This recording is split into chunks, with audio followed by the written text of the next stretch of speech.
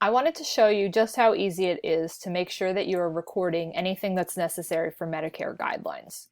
So, of course, as the clinician is working with the patient, they can absolutely go straight into the billing area or the MIPS area from the documentation. So they can navigate to it from the evaluation, from the reeval, from the discharge, or from the daily note. Another way you can do it, and just for sake of time right now, is I'm going to go into the schedule and the patient appointment. I'm going to hit this little stethoscope, and that will also navigate me into the patient's checkout screen. So from here, I can go and I can scroll down. I can see one of the first things, which is a new requirement with Medicare, is to make sure that if a PTA or a CODA is treating the patient, that they are putting that information in there, and that code will then fall onto that line item for each CPT code that is billed for that patient. So let's say my PTA is going to see the patient for, they had 1 unit, so let's say they did 10 minutes of therapeutic exercise. I can click the button, and now it will populate here. I can go ahead and say, okay, my PTA also did 2 units, and let's say 25 minutes of manual therapy. And I can add that there. So I can see what is accumulating to be added on.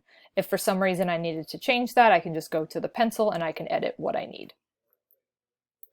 Now, up here, the area that says G codes, this is also where the MIPS information is going to lie as well. So I'm going to click this button.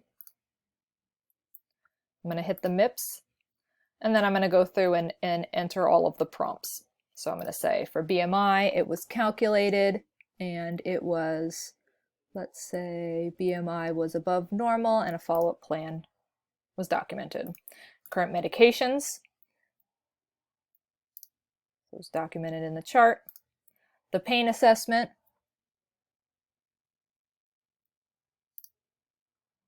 if there was a fall assessment. So let's say they had a risk of falls, but there was no POC.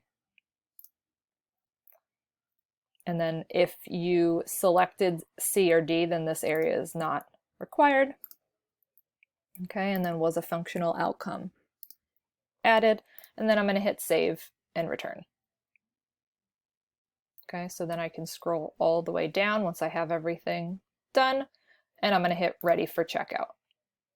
Now, if that patient was Medicare and I needed to enter the MIPS, let's say I'm entering an evaluation code for that patient to be billed, or a reevaluation code, or a discharge, I have the option on the back end to set it up so that as the clinician, I cannot proceed through the checkout screen until my MIPS information is filled out. So it will send them an alert, so there's no way that they can get past that without putting that information in there, which is crucial to sending off the claim.